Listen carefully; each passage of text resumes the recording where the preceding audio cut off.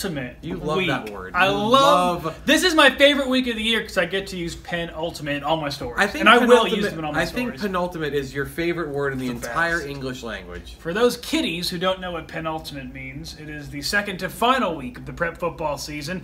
I'm Zach Dean. This is Chris Boyle. My beard is unreal right now.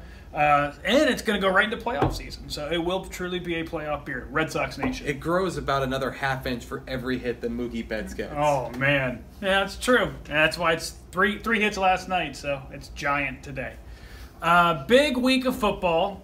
Big Thursday night of football. Color Rush uniforms out in full effect tonight up in Jacksonville. Beautiful day for football today. My God, sun is shining. Pouring all day. DeLand and Flagler Palm Coast enemies last week, and they're up in Jacksonville this week. DeLand's taking on Sandalwood. FPC's taking on Mandarin. Big games for both teams. Yeah, they were enemies last week, but this week DeLand is frenemies. DeLand is rooting for Flagler. Yeah. The way it works out is that Mandarin controls its own destiny. If Mandarin defeats Flagler Palm Coast tonight, they win the district. They get an automatic first-round playoff game at home, and they are in. Yep. DeLand would benefit next. They have the points lead of those three teams. Depending, of course, if Mandarin loses the game tonight, DeLand would be in position by points. If they win and Flagler wins to potentially win the district next week, Flagler would need DeLand to lose. If they win and Sandalwood defeats DeLand tonight, then Flagler is the district champion. So, in other words, we're kind of in the same boat we've been all year, where we have no idea which of these teams is ready to grab it and run with it. They're all quality teams. They're really, I'd say 3 of about the 15 best teams in 8A when it comes down to it. And whoever's going to take this district is going to have a strong chance to get to a region final, in my opinion. Finkel is Einhorn, and Einhorn is Finkel. That's all I could think about as you're going over the scenarios. Very confusing. Thank God you do it and I don't have to do it. Friday, big slate of games. You are going to be somewhere. I don't know where. I'm going to be Daytona, Matanzas, is that it? I'm going to be in Palm Coast. You're going to be in Palm Coast. Right, so Daytona is still maybe mathematically alive. They're 14th in the standings right now. They're going to have to jump a lot of teams. They're going to have the right set of chaos to get back into the picture. But they do have 2 games against Matanzas this week and Childs next week, in which they can collect 3 additional bonus points for both of those teams being playoff teams from the previous scheduling cycle. They can win those 2 games, and at the very least, Matanzas will be worth 38 points. And at the very least, Childs will be worth 43 points. So those games could boost Daytona up the standings a bit, and if the right things happen in front of them, they still feel as though at 6-4 they would have a chance. All 3 of these games, they've played the last 3 years, Daytona, Matanzas, all 3 of these games have been separated by less than a touchdown, and the winner has gone to the playoffs. So big stakes, even though right now you look at the standings and you don't necessarily see those teams in the picture, it can very quickly change in that region. One team that knows they're in the playoffs, and that is Mainland, who's known for the last quarter of a century they're in the playoffs this time. Seabreeze not in the playoffs, could certainly play spoiler. They're getting into death and taxes territory. Mainland making the playoffs. Making the playoffs. They made a statement last week against New Smyrna. They crushed any of those whispers of Mainland's demise. Right. They're going to host a playoff game this year. Don't know who that's going to be, but we do know they're going to play Seabreeze and then take the final week of the season off. This rivalry game, again, pretty one-sided. Yeah, the last 3 seasons, Mainland has won by a combined score of 149-7. So one-sided is a very polite way of describing how it's been with Seabreeze. And this is a rivalry that used to take over the entire town. The last time Seabreeze won was 2010. It was a 7-3 final score. I was in high school. Were you? Yeah, I was in high school. At Vero. At Vero. That's right. It's great to be a Fighting Indian. Best team in 8A. Put that on the wire. So you've got these 2 teams. Mainland will be in the playoffs. Right now they are the number 3 seed in 4-6A. It could change. Yesterday, Carroll City was ruled ineligible. Their first 2 wins were taken off the books by the FHSAA for using ineligible players.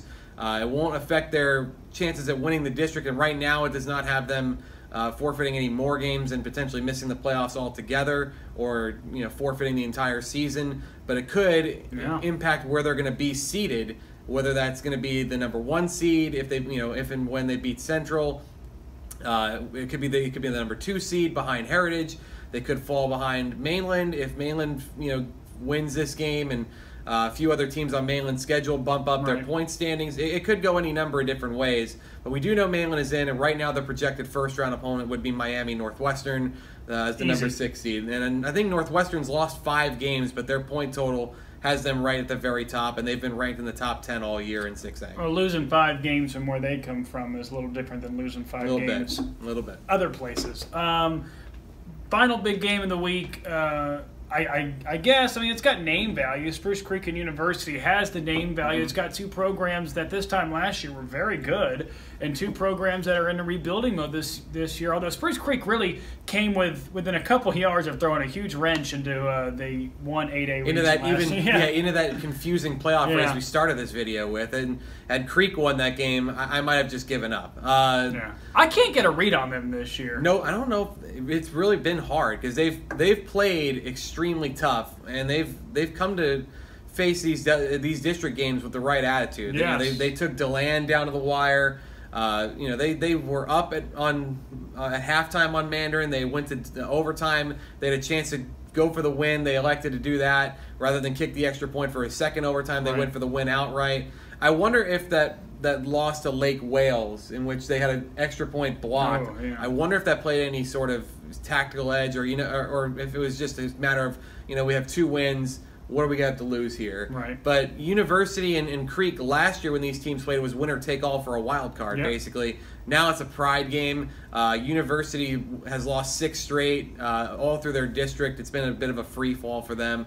But Ethan Lasher, Jalix Hunt, Kyle Metian, they've got good offensive players. They have good balance on that team. They can move the ball. They can score on a lot of different teams. And I think they're going to give a very worthy challenge to Spruce Creek in that game. Final game, Brock Osweiler and the Dolphins. Huge game tonight. You're pumped about Brocktober. that. The last, they said it might be the end of the Brocktober trilogy.